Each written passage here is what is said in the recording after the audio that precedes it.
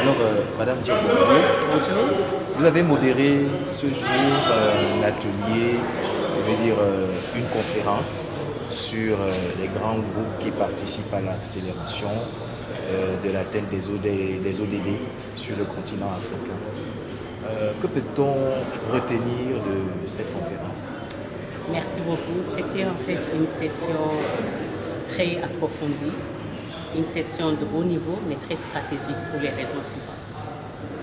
D'abord, comme vous le savez, les grands groupes et autres parties prenantes de l'agenda 2030 et l'agenda 2063 sont des agents, sont des acteurs éminemment importants.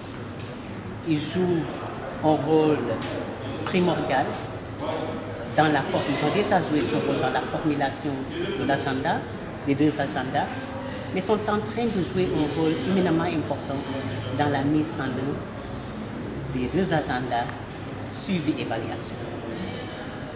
À la lumière de la visée explicite qui sous-tend l'agenda 2030 des ODD et l'agenda 2063 de l'Union africaine, surtout l'agenda 2030, cette visée s'est articulée autour d'un motto qui est de ne laisser personne à rate. Ça veut tout dire. Ça veut dire que c'est un agenda qui se veut inclusif, qui se veut empowering, un agenda qui se veut participatif. Et en conséquence, dès le départ, tout a été fait pour impliquer les différents segments de la population, en l'occurrence les grands groupes et les autres acteurs parties prenantes. Pourquoi c'est important? Le deuxième point, c'est que c'est important parce que ces groupes-là représentent de facto les différents segments de la population, représentent leur agence, leur voix, identifient les besoins de ces segments, mais également leur permet d'articuler au mieux les priorités. Lesquelles priorités doivent faire partie de tout le processus. Donc ce dont on a discuté aujourd'hui, c'est en droite ligne de ce qui est attendu de ces grands groupes et des parties prenantes des deux agendas. Dire qu'ils doivent participer, ces grands groupes, dire qu'ils doivent faire partie du processus en amont et en aval, exige un modus operandi, un modus vivendi.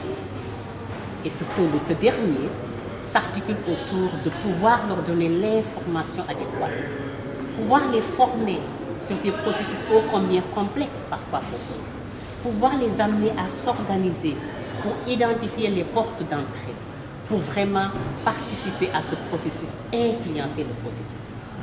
C'est donc important également de par la contribution qu'ils apportent.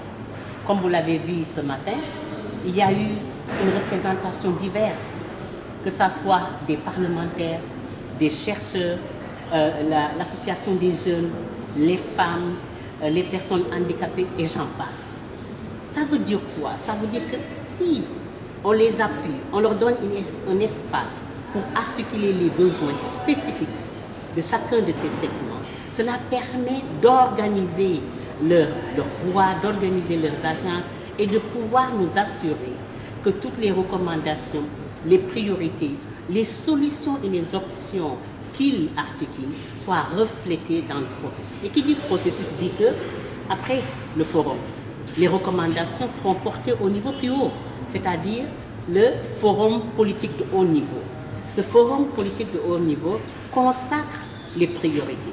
Donc les amener à pouvoir travailler avec les décideurs, compléter les États membres, pouvoir identifier les priorités, pouvoir les articuler, sous-tendues par des statistiques, des études de cas, des expériences et j'en passe, participe de cela, participe de l'intégration de leurs priorités dans le processus et le forum de haut niveau, le forum politique. Donc voilà pourquoi c'est éminemment important. Et j'ose espérer, à la lumière des parterres de représentants des grands groupes que nous avons aujourd'hui, que certainement, à la fin de ces sessions tout à l'heure, nous aurons ficelé des recommandations très spécifiques, très concrètes, avec des indicateurs bien spécifiques venant de nos différents groupes de travail. C'est ce dont on a besoin.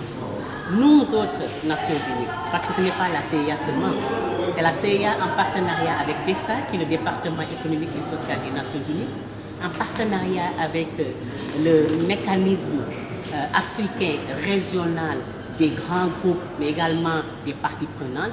Tous ensemble, nous sommes là en train d'interagir avec eux pour pouvoir comprendre au mieux leurs préoccupations, appréhender au mieux leurs exigences, mais les amener également à s'approprier le processus et va pouvoir contribuer de manière positive. Donc, somme toute, voilà ce qu'on attend. Et somme toute, ça s'est bien passé la session. Madame Diop, il y a une question qui revient sans cesse, c'est que comment ces grands groupes peuvent contribuer efficacement à la tête des ODD, notamment en Afrique de l'Ouest, une région qui est marquée par l'insécurité, le djihadisme. Est-ce que vous avez des dispositions que vous avez déjà adoptées à cet effet? Excellente question. Comme je l'ai dit, c'est un groupe multiforme, multidisciplinaire. Je prends un cas concret. Si vous avez les académiciens, les chercheurs dans le domaine de l'agenda 2030, dans le domaine du développement durable, ces chercheurs-là ont des études empiriques, des études qui impliquent les populations représentées par ces grands groupes au niveau de la base pour pouvoir identifier vraiment les problèmes structurants, mais également les problèmes émergents et pouvoir les amener à réfléchir de manière tout à fait stratégique sur qu'est-ce qu'il faut faire. Par exemple, si parmi les 5 ODD à analyser et à évaluer l'eau, c'est un problème.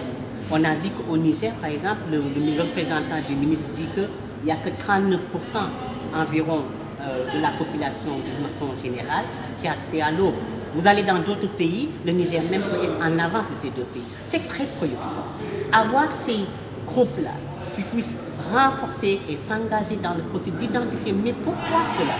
Quelles sont les priorités pour pouvoir accélérer l'augmentation en termes de pourcentage d'eau de la population? Qu'est-ce que la population devrait faire? Qu'est-ce que la population doit savoir? Ça peut amener effectivement un résultat, le résultat escompté. Ça leur permet de pouvoir identifier les gaps. Pas seulement les identifier, mais de pouvoir participer à l'élaboration des solutions. Parce qu'on n'a pas le temps, on est à mi-parcours. Pour le temps qui nous reste, on demande l'appel, le leitmotiv, c'est l'action. L'action qui soit une action stratégique, l'action qui soit orientée vers les résultats. Eh bien, ces groupes, les grands groupes, qui représentent tous les segments de la population, si vous allez sur les jeunes, ils vous disent, nous avons des solutions.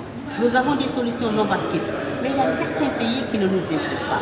C'est si maintenant on crée l'espace de réflexion, de pouvoir soumettre nos recommandations, pas en aparté, mais en tant que membre de la discussion et acteur important de ce processus, comme on l'a fait ce matin, les recommandations qui sortiront de là, qui seront reflétées dans les recommandations qui seront présentées au forum de haut niveau politique, permettront de répondre à ces préoccupations. Et répondre à ces préoccupations-là, c'est de facto contribuer à accélérer l'agenda 20. Parce que, in fine, les 3 P de l'agenda, prospérité, peace and people, prospérité, paix et les peuples, c'est vraiment l'articulation de cela. Ça veut dire qu'in fine, si leurs recommandations sont bien articulées, s'ils seront engagés avec les décideurs, plutôt que de venir après coup, si on évite l'évaporation de leurs recommandations et qu'on les appuie en amont et en aval, avec un modus operandi et un modus vivendi qui soit stratégique, nul doute qu'il y aura effectivement un progrès qui pourrait être mesuré. Merci. Je vous en prie.